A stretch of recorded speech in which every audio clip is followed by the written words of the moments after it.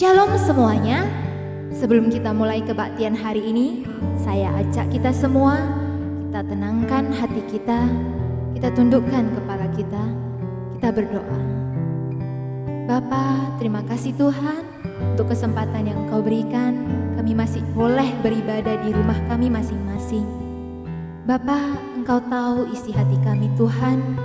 Kiranya Engkau yang mengangkat segala pergumulan yang ada Bapa. Engkau yang berikan kami kekuatan untuk bersandar kepadamu. Engkau yang berikan damai sejahtera dalam hati kami. Bapa, kiranya Engkau yang memimpin kebaktian hari ini dari awal hingga akhir. Ke dalam tangan-Mu kami serahkan waktu ini Tuhan. Hanya di dalam nama anak-Mu kami berdoa. Amin. Mari kita naikkan pujian Manyo Nengli. Yakinlah teman-teman, ketika kita bersandar kepada Tuhan, akan ada damai sejahtera dalam hati kita.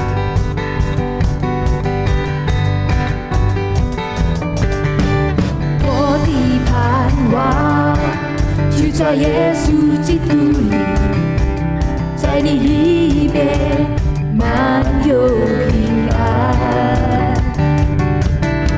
生命泉源就在耶稣基督里，永住在我里面活着。我宣告在我里面的，比世上一切更有能力。我不是这世界，我高举耶稣的名。我宣告在我里面有，我是拥有满有能力。有耶稣在我里面，我是我勇敢站立。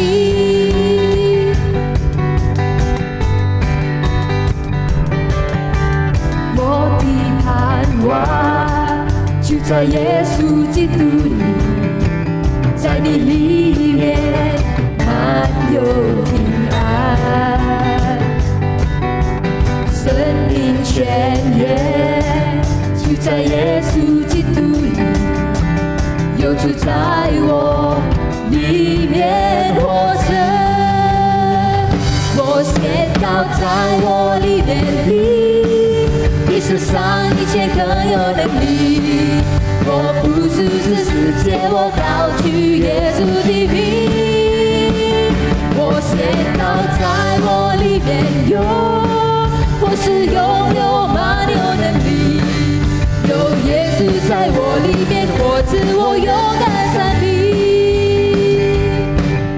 主在我里面，没有惧怕能战胜仇敌。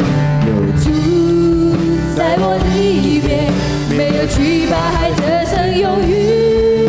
有主在我里面，没有惧怕能战胜仇敌。有主在我里面，没有惧怕还得胜有余。我宣告在我里面的，比世上一切更有能力。我不是这世界，我高举耶稣的名。我宣告在我里面有，我是拥有满有能力。有耶稣在我里面活着，我勇敢站立。我宣告在我里面的，比世上一切更有能力。我不是这世界，我高举耶稣的名。我宣告在我里面有，我是拥有满有能力。有耶稣在我里面活着，我勇敢站立。有耶稣在我里面活着，我勇敢站立。Mari kita berikan tepuk tangan yang terbaik untuk Tuhan kita.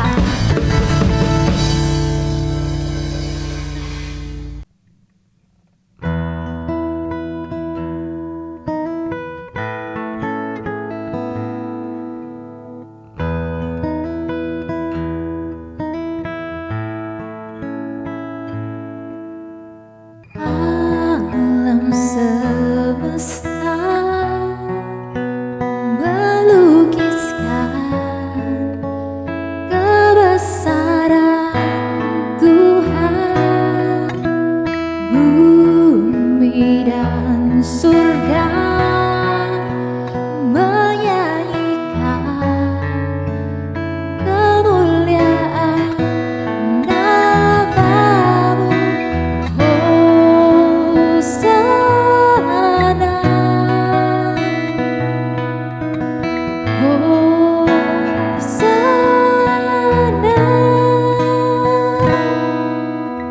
layak dipuji disembah, Kaulah yang bertahta dulu sekarang dan selamanya, Raja atas segala raja, nama-Mu besar termulia.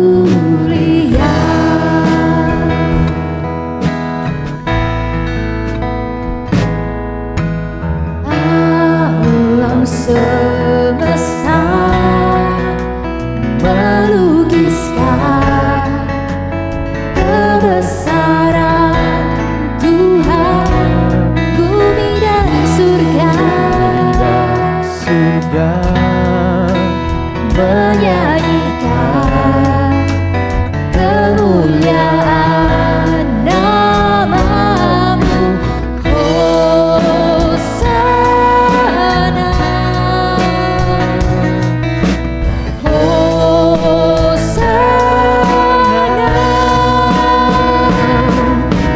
layak dipuji disembah, Kaulah yang bertahta dulu sekarang dan selamanya, Raja atas segala raja, nama-Mu besar termulia.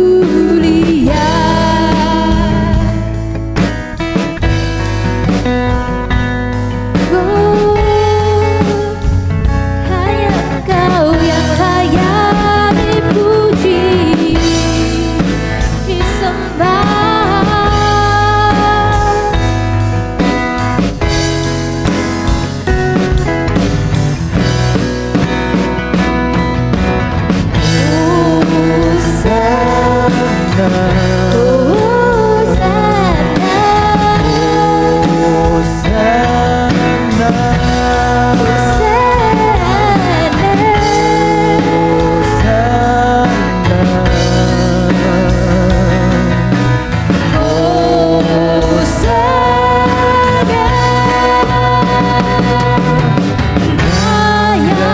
Dipuji disembah, Kaulah yang bertahta dulu sekarang dan selamanya, Raja atas segala raja, nama-Mu besar termulia, nama-Mu besar termulia, nama-Mu besar termulia.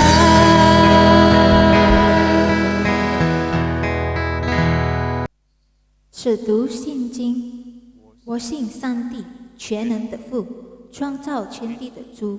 我信我主耶稣基督，上帝的独生子，因圣灵感应，如同真理玛利亚所生，在本丢比拉多受下受难，被钉于十字架，受死埋葬，第三天从死人中复活升天，坐在全能父上帝的右边，将来必从这里降临审判活人死人。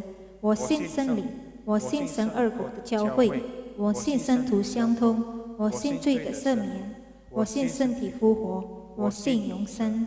阿门。主祷文：我们在天上的父，愿人都尊父的名为圣，愿父的国降临，愿父的旨意行在地上，如同行在天上。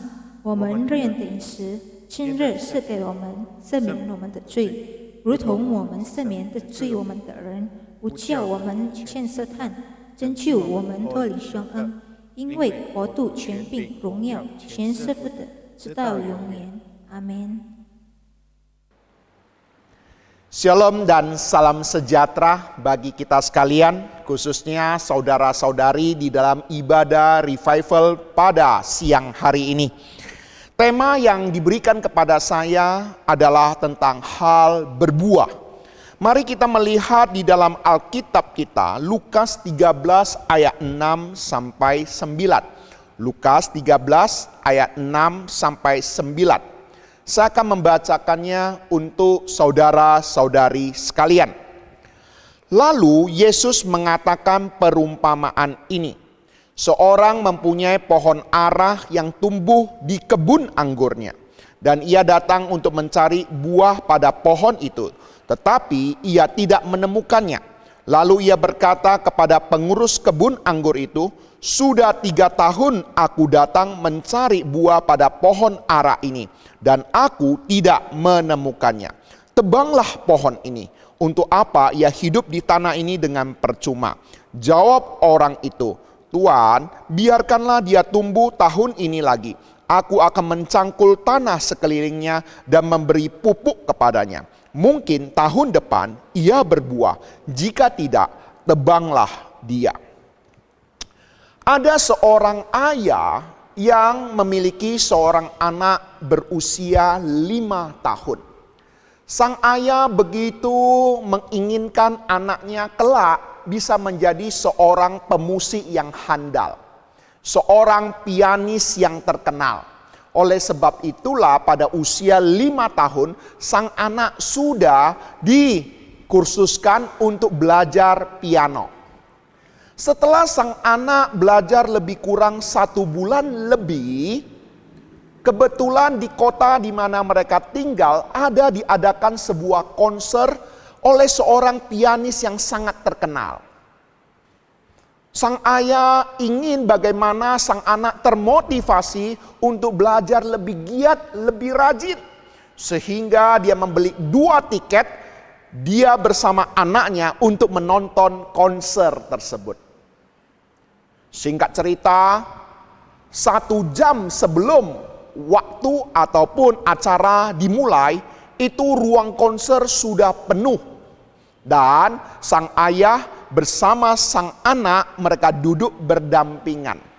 Ketika suasana agak remang-remang, sang ayah tidak menyadari bahwa sang anak sudah meninggalkan tempat duduknya. Karena biasa sebagai anak-anak tidak akan betah, apalagi duduk sampai berjam-jam. Sang anak menyelinap pergi. Sang ayah ketika melihat anaknya hilang, sang ayah juga sebenarnya agak panik. Dan dia semakin panik ketika melihat sang anaknya naik ke atas panggung, duduk di depan piano, dan memainkan piano. Pada saat itu juga operator lampu di mana acara sebenarnya belum dimulai. Tetapi karena terdengar ada suara piano, operator lampu langsung menyorot anak itu. Dan anak itu dengan tenang memainkan lagu yang baru dia pelajari, Twinkle Twinkle Little Star.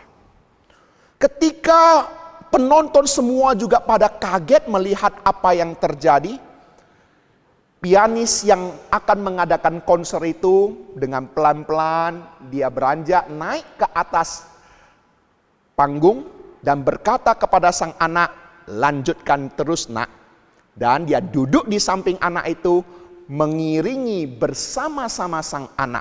Dan pianis terkenal itu melengkapi segala kelemahan, kekurangan daripada sang anak itu, sehingga pada saat itu terdengarlah lagu sederhana itu dengan begitu harmonis dan begitu luar biasanya.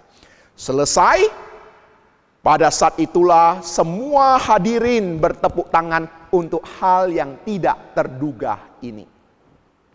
Saudara-saudari yang terkasih, kalau ditanya, apakah sang anak ini layak untuk tampil sebagai konser atau ikut di dalam konser tersebut? Apakah sang anak sebenarnya pantas untuk sudah bisa menjadi atau mengadakan konser? Jelas jawabannya tidak. Bapak, Ibu, Saudara, dan teman-teman yang terkasih, hari ini di dalam renungan kita juga diingatkan bahwa di kebun anggur ada sebuah pohon ara. Coba saudara-saudari membayangkan, biasa kalau namanya kebun anggur, maka yang ditanam hanyalah anggur. Tetapi dalam renungan firman Tuhan pada siang hari ini mengingatkan kita, di kebun anggur ada pohon ara. Ini memberitahu kepada kita bahwa ini sesuatu yang tidak lazim. Ini sesuatu yang tidak biasa. Coba kita bayangkan, kita adalah sebagai pemilik kebun anggur itu. Ketika kita sudah izinkan pohon ara hidup dan tertanam di kebun anggur, dan sang pemilik kebun anggur atau sang pemilik kebun sudah 3 tahun mencari buah di pohon ara itu. Tetapi selama 3 tahun pemilik kebun menanti, tetapi pohon ara itu tetap tidak berbuah. Saudara-saudari, 3 tahun menanti pohon ara berbuah, itu bukan berarti 3 tahun pohon ara itu tertanam di kebun anggur. Bukan. Pemahaman pemilik kebun menanti 3 tahun pohon ara berbuah, itu artinya 3 tahun yang lalu pohon ara itu seharusnya sudah berbuah. Tetapi nyatanya tidak berbuah. Bukan tidak mungkin kebun anggurnya sudah terus menerus beberapa kali panen. Tetapi pohon ara 1 kali pun berbuah pun belum pernah. Coba kita bayangkan, kita sebagai pemilik kebun itu, bagaimana perasaan kita. Dari hal ini kita bisa melihat ada 3 prinsip, 3 hal yang kita perlu ketahui tentang pemahaman ini. Yang pertama, pohon ara tidak sepatutnya ada di kebun anggur. Hal ini menunjukkan pohon ara mendapat kesempatan yang unik, kesempatan yang lebih bisa hidup dan tinggal di kebun anggur. Kemudian yang kedua, pohon ara 3 tahun yang lalu seharusnya sudah berbuah. Tetapi ternyata setelah 3 tahun menunggu, pohon ara tetap belum berbuah. Kemudian prinsip yang ketiga kita bisa melihat dari kondisi ini adalah apa? Pemilik kebun sangat menantikan, sangat mengharapkan pohon ara itu berbuah. Tetapi ternyata pohon itu tidak berbuah. Hal ini memberitahu pada kita apa? Ini sebuah wujud kekecewaan daripada pemilik kebun melihat pohon ara tidak berbuah. Dari 3 prinsip ini, pelajaran rohani apa yang kita bisa pelajari? Prinsip kebenaran yang pertama, Anda dan saya tidak seharusnya beroleh belas kasihan daripada Tuhan. Anda dan saya seharusnya tidak mendapat bagian daripada keselamatan daripada Tuhan. Tetapi oleh karena kasih daripada Allah yang begitu luar biasa, mempercayakan iman kerohanian bagi kita, sehingga kita bisa memperoleh kesempatan untuk beriman kepada Tuhan Yesus. Dengan kata lain, kita telah memperoleh kasih karunia daripada Tuhan, kesempatan yang unik yang daripada Allah. Ini kebenaran pertama. Namun kebenaran yang kedua patut kita ketahui. Setelah kita sudah percaya Tuhan Yesus sekian lama, sekian tahun, sudah seharusnya engkau dan saya itu membawa jiwa-jiwa datang ke hadapan Tuhan.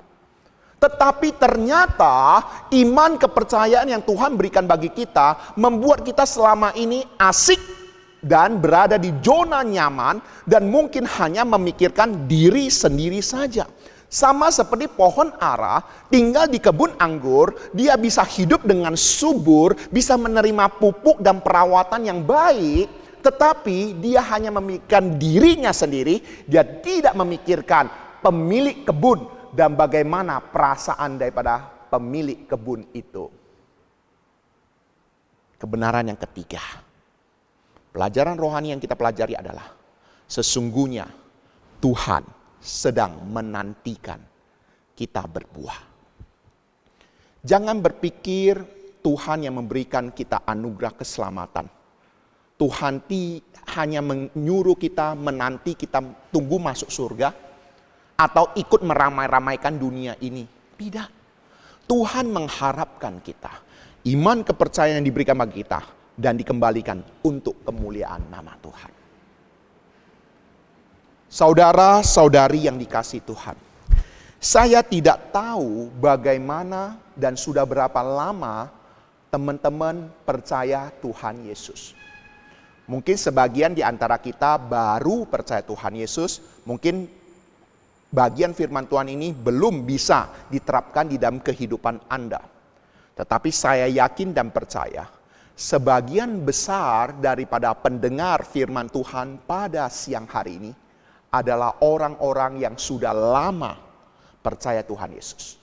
Bukan tidak mungkin dilahirkan di keluarga Kristen. Tetapi numpang tanya, sudahkah Anda membawa jiwa datang di hadapan Tuhan?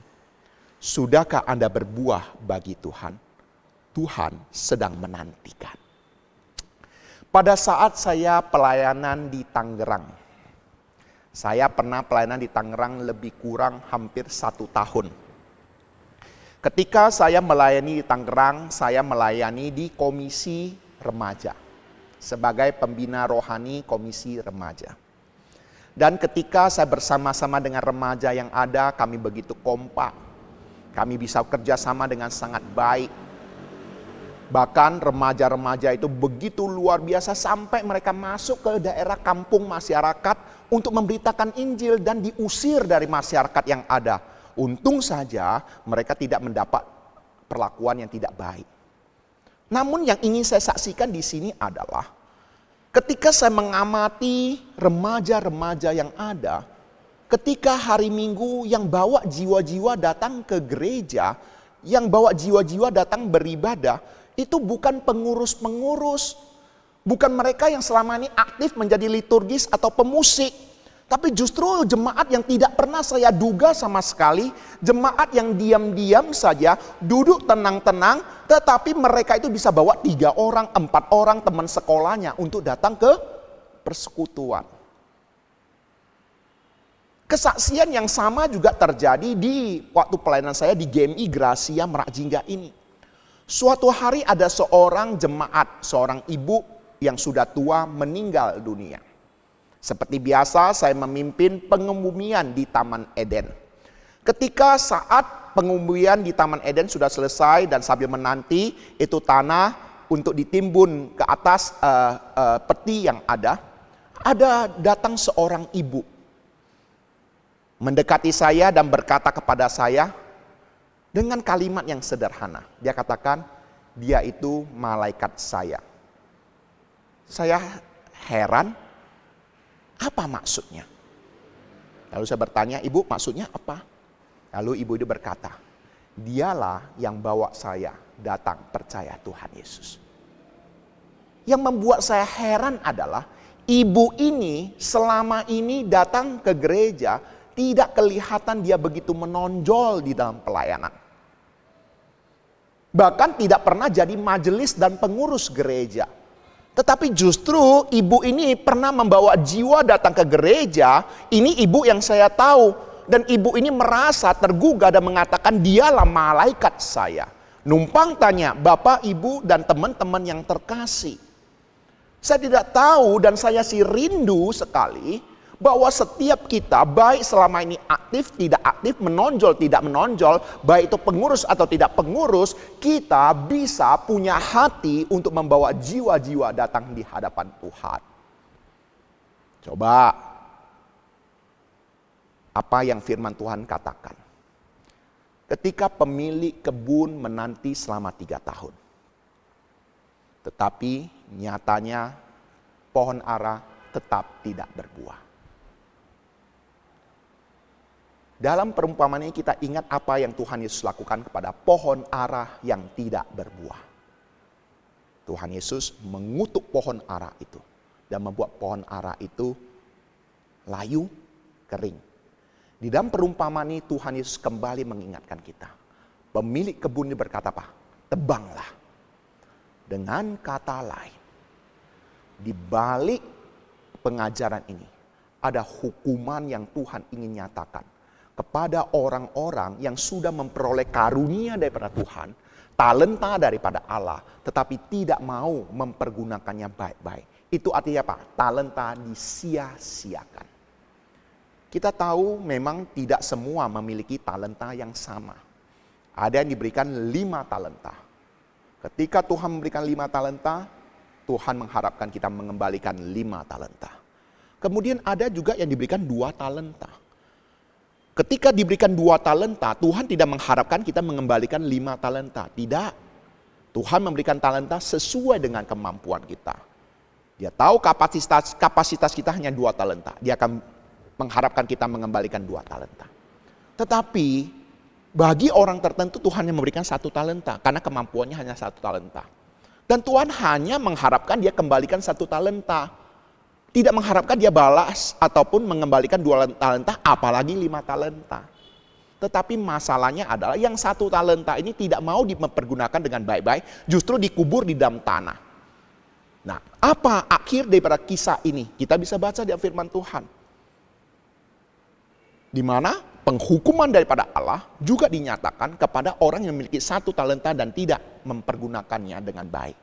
Saudara-saudari yang terkasih, saya mengharapkan setiap kita untuk bagaimana ikut aktif, memiliki hati Tuhan. Tuhan Yesus rela menderita datang ke dalam dunia ini untuk jiwa-jiwa datang di hadapan Allah. Untuk memulihkan ada hubungan Allah dan manusia.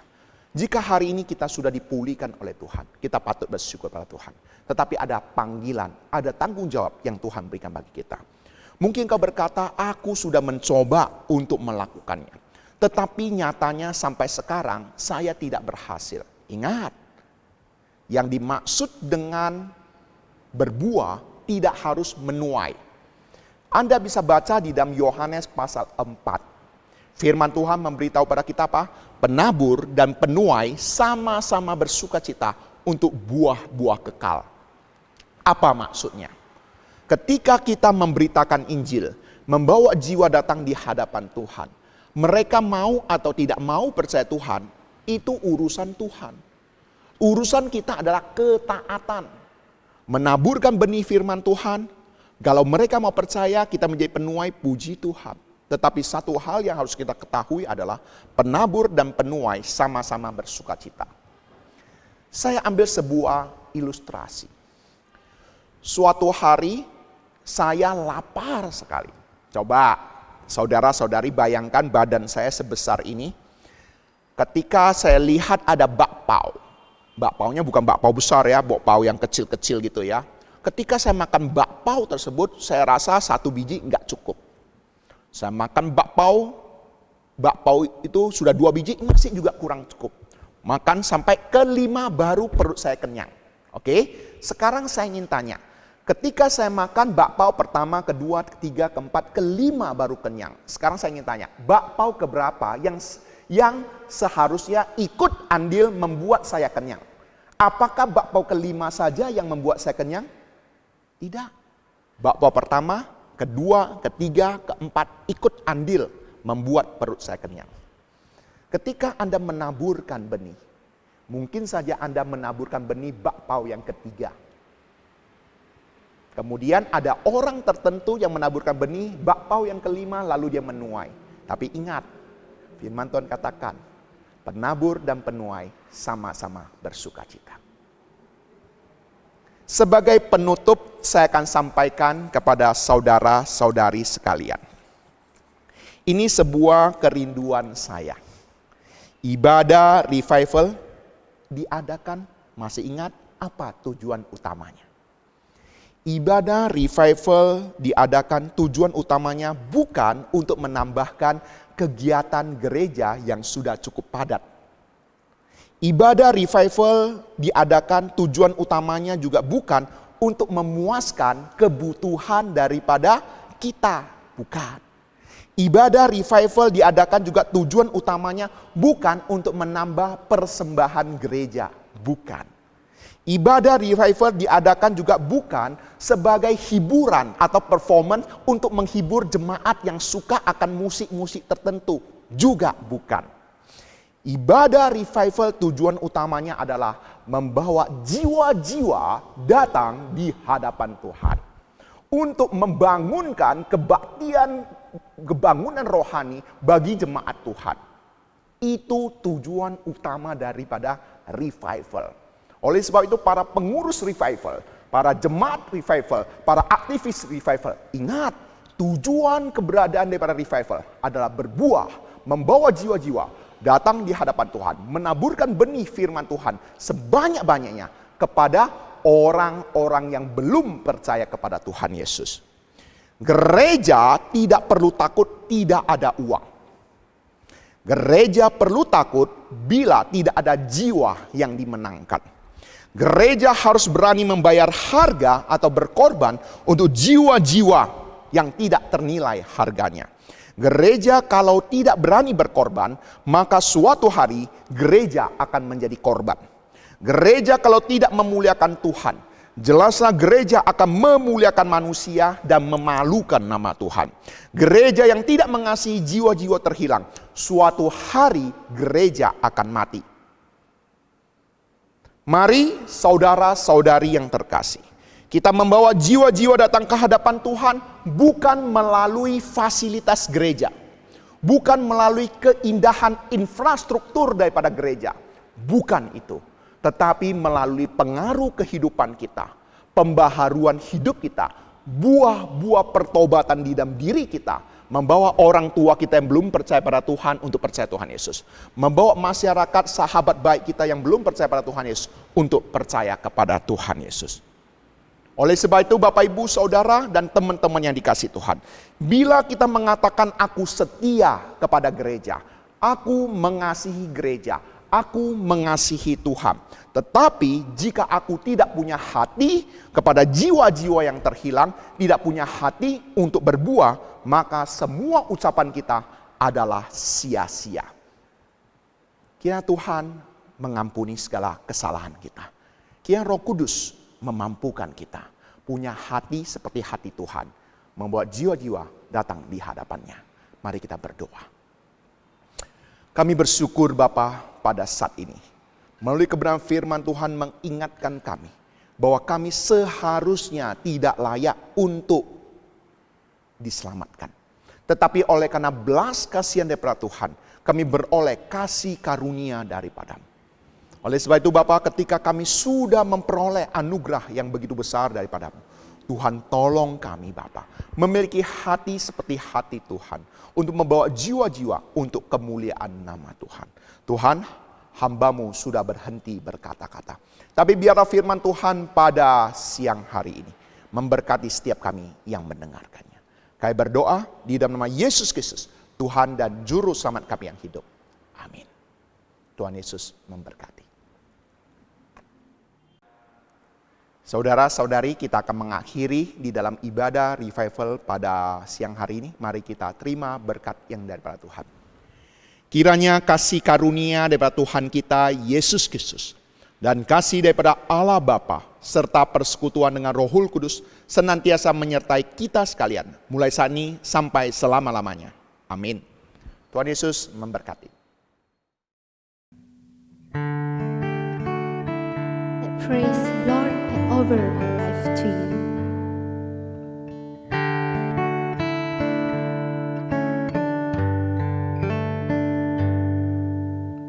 All that I am, all that I have, I lay them down before you, oh Lord. All my regret, all my acclaim,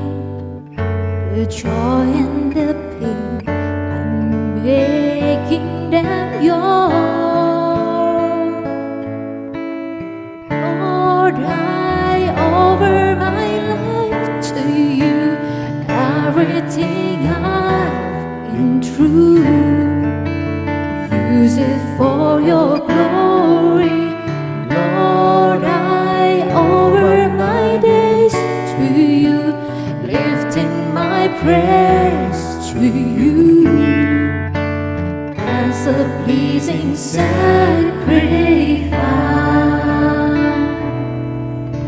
Lord, I offer you my life.